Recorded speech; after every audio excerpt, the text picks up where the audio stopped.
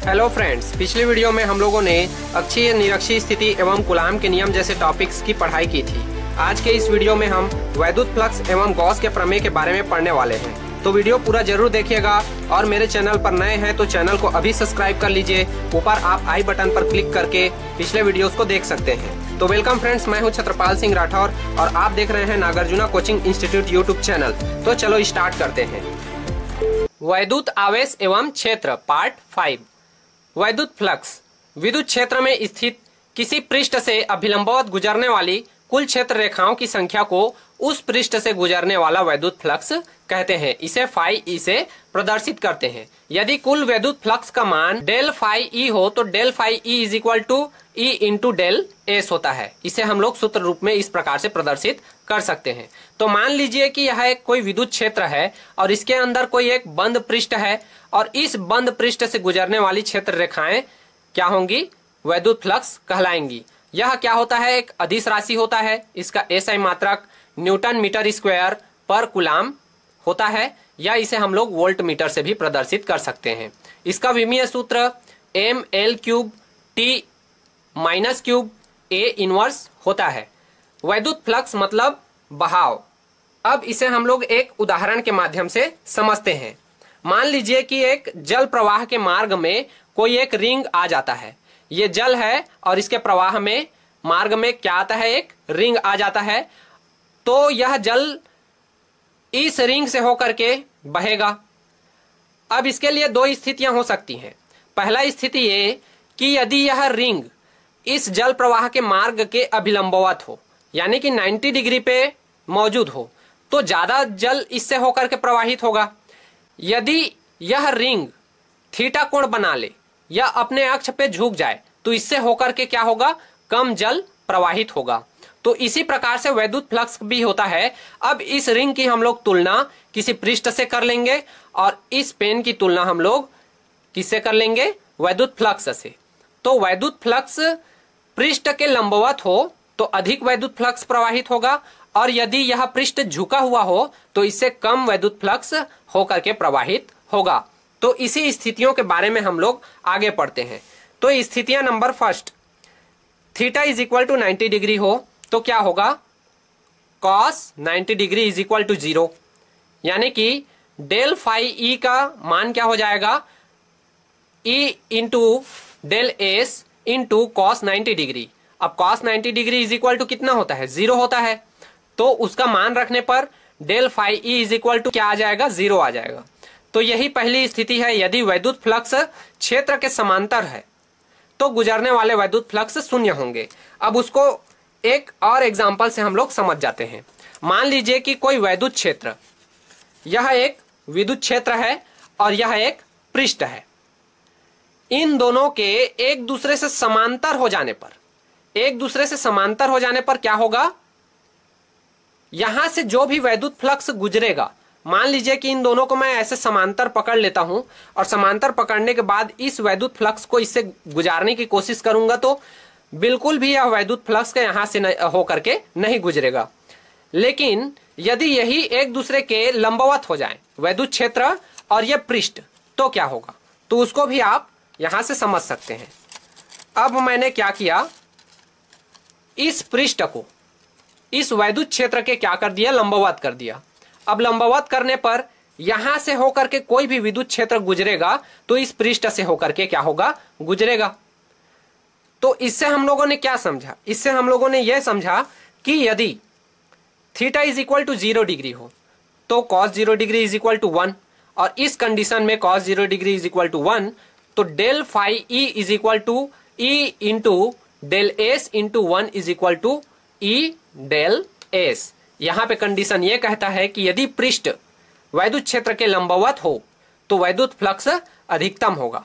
यानी कि वैद्युत क्षेत्र और पृष्ठ एक दूसरे के लंबवत होंगे तो वहां पे वैद्युत फ्लक्स का मान अधिकतम होगा, और पृष्ठ और वैद्युत क्षेत्र एक दूसरे के समांतर होंगे तो वहां से गुजरने वाले वैद्युत फ्लक्स का मान 0 होगा, जैसा कि मैंने आप लोगों को समझाया।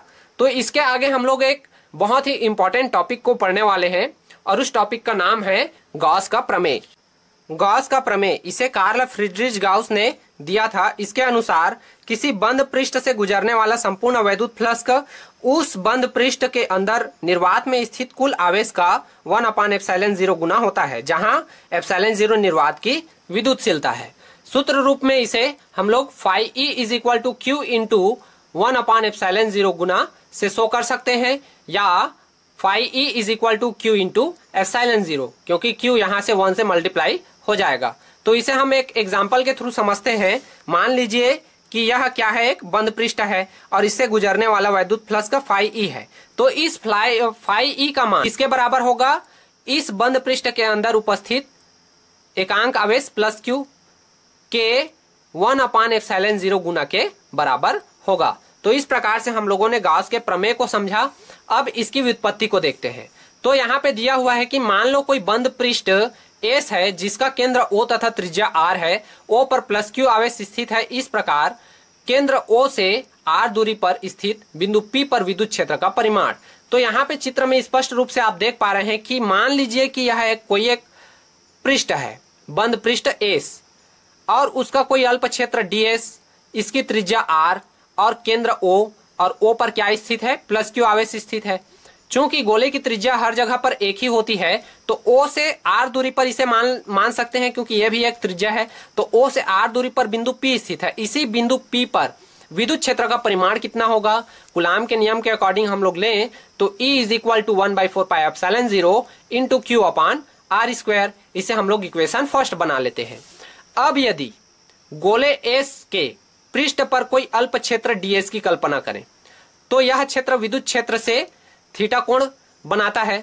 इस प्रकार इस अल्प क्षेत्र से गुजरने वाला वैद्युत फ्लक्स। अब यहाँ पे मान लीजिए कि यह तो पूरा संपूर्ण पृष्ठ है, उसमें हम लोग एक अल्प क्षेत्र की कल्पना करते हैं, तो यहाँ से कम विद्युत फ्लक्स होकर के गुजरेगा। तो इस विद्युत फ्लक्स का मान कितना होगा? इस विद्युत फ्लक्स का मान कितना होगा? d phi E। d यहाँ पे अल्प वैद्युत फ्लक्स को दर्शा रहा है। तो d phi E is equal to E into ds cos theta, या d phi E is equal to E into ds। अब यहाँ पे cos थीटा का वैल्यू यहाँ पे जान रहे हैं कि theta is equal to 0 degree, तो cos 0 degree is equal to 1 होता है। तो 1 का E ds से मल्टीप्लाई होगा तो E ds ही आ जाएगा। अब हम लोग समीकरण 1 से देखते हैं। समीकरण 1 से E के वैल्यू को हम लोग को कहां पे रखना है? इसमें रखना है। तो E के जगह में यदि हम लोग 1/4πε0 इंटू Q अपान R² को रखें तो ये हो जाएगा d phi E is equal to 1/4πε0 into Q upon R² into ds। यानी कि E का हम लोगों ने क्या रखा है? यहाँ पे मान को रख दिया। तो यह बन गया समीकरण 2। अब हम लोगों को निकालना है संपूर्ण पृष्ठ से गुजरने वाला वैद्युत फ्लक्स का मान, यानी कि इस गोले से गुजरने वाले संपूर्ण वैद्युत फ्लक्स का मान कितना होगा? phi E is equal to समाकलन S d phi E। अब पुनः हम लोगों को क्या करना है? समीकरण 2 से मान रख देना है d phi E का। यहां पे d phi E का मान को हम लोग रखेंगे तो क्या हो जाएगा? phi E is equal to समाकलन S into 1/4πε0 into Q upon R² into ds। ds का ds हो गया 1/4πε0 इंटू Q अपान R² का यहाँ पे रख दिए। क्या एड है यहाँ पे? समाकलन S। अब हम लोग इसका मल्टीप्लाई ds से कर देंगे, यानी समाकलन S का ds से मल्टीप्लाई कर देंगे तो क्या हो जाएगा? phi E is equal to 1/4πε0 into Q upon R² समाकलन S इंटू ds। तो यहाँ पे हम लोगों ने क्या किया? समाकलन S का ds से मल्टीप्लाई कर दिया। आगे हम लोग इसे लिख सकते हैं phi E is equal to 1/4πε0 into Q upon R² into 4πr²। अब ये 4πr² कहां से आया? 4πr² मतलब होता है गोले का कुल पृष्ठीय क्षेत्रफल। इसका जितना क्षेत्रफल होता है उसको हम लोग 4πr² से प्रदर्शित करते हैं। वो किसके बराबर होता है? वो होता है समाकलन S इंटू ds के बराबर। तो समाकलन S into ds is equal to 4πr²। अब इसी समाकलन S ds की जगह में हम लोग 4πr² को रखे हैं, तो इससे क्या होगा? 4π यहां से और यहां से कट जाएगा और R² और यहां से R² कट जाएगा, तो बचेगा क्या? 1/ε0 इंटू Q बस बचेगा। तो उसको हम लोग सॉल्व करेंगे तो Q1 जा Q हो जाएगा और नीचे में बच जाएगा ε0। तो phi E is equal to Q upon क्या हो गया, एप्सिलॉन 0। यही क्या है, हमारा गॉस का प्रमेय है। इसके लिए 3 स्थितियां होती हैं। पहला स्थिति यह है कि phi E is equal to 1 upon epsilon 0 into sigma Q. ये कब है, जब संपूर्ण आवेश, जितना भी आवेश है वो कहां हो, गोले के अंदर में स्थित हो, तब के लिए है। और दूसरा क्या है, स्थिति यह है कि phi E is equal to 0।